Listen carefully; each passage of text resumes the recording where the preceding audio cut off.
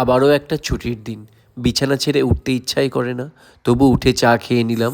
আর এদিকে প্রেশার কুকারে সিটি মেরে নিলাম মটর। যাই ঘুগনি রান্না করব, জিরে ফোড়ন, শুকনো লঙ্কা, তেজপাতা দিয়ে পেঁয়াজ ভাজতে বসিয়ে দিয়েছি। এইখানে আদা রসুন বাটা, জিরে গুঁড়ো সব একসাথে ছিল, নুন হলুদ। তারপরে কষিয়ে মটরটা দিয়ে দিলাম, সেদ্ধ করা মটর, সাথে আলুও ছিল। নামানোর সময় গরম মশলা ধনেপাতা দিলাম। আর এদিকে ব্রকলিগুলো ভেজে নিচ্ছি, আজকে ব্রকলি দিয়ে একটা সবজি করব। তো জিরে ফোড়ন দিয়ে, শুকনো লঙ্কা, তেজপাতা দিয়ে টমেটো দিয়ে দিলাম। এখানে কাজু, চারমগজ আর পোস্ত বাটা আছে, সেটা দিলাম। আর 2 চামচ টক দই দিয়ে দিলাম।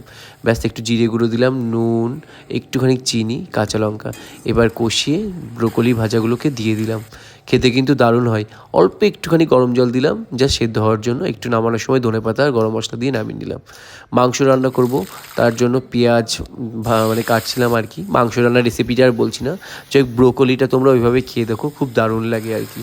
তো মশলাটা আমি কষিয়ে নিলাম, আর রেগুলার মশলাগুলোই দিয়েছি এতে। আর একটুখানি কাজু আর চারমগজ টক দই ফেটিয়ে জিরে গুঁড়োর সাথে একসাথে দিয়ে দিয়েছি। চিকেনগুলো দিয়ে দিলাম, কাঁচা লঙ্কাও দিয়ে দিয়েছি। ভালো করে কষিয়ে ভেজে রাখা আলুগুলো আমি দিয়ে দিলাম। ব্যাস, একটু গরম জল দিয়ে ফুটে ওঠার অপেক্ষা। এরপরে গরম মশলা দিয়ে আমি নামিয়ে নিলাম। তারপরে কাচাকুচু করলাম, রবিবার বলে কথা, কাচাকুচু তো করতেই হবে। জামাকাপড়গুলো ছাদে মেললাম, রোদ উঠেছে ভালোই। সন্ধেবেলা গেছিলাম চায়ের আড্ডায়। তো বাড়িতে গিয়েই আমি বসাবো ব্রাউন রাইস। ভিডিওটা কেমন লাগলো